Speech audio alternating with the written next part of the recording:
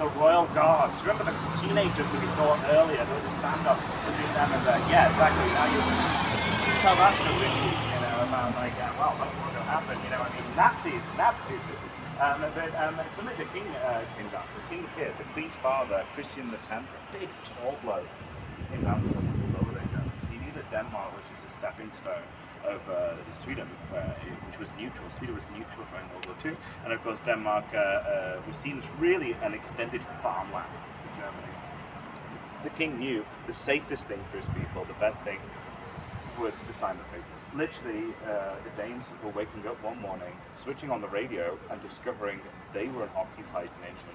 But they stood by the king's decision. Even back then, the royal family were very good being out and about, being warm with the people.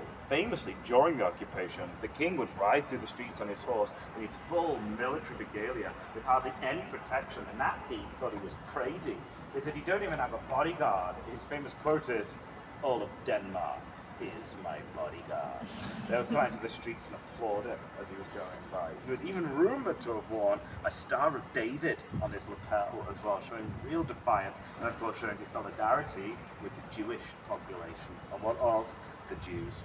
There was about 6,500 living in Copenhagen at the time, a relatively small amount, but the Nazis thought they could have them rounded up in just one night. They chose the night of October 9th. That was a deliberate choice, a strategic choice, because they knew it was Yom Kippur, which is a holy night for Jewish people. They knew it meant that everybody would be at home together at the same time, it would just make it all the more easier for them.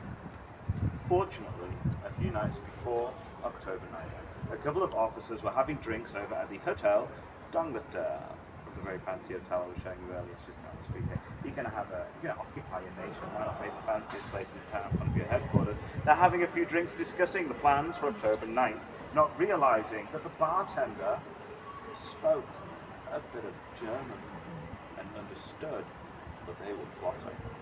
So he did what any righteous bartender would do.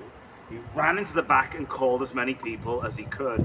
They, in turn, picked up phone books and literally looked up all the Jewish names. Literally called over and said, "Listen, if you are Jewish, if you're at home on October 9th, get out of your house."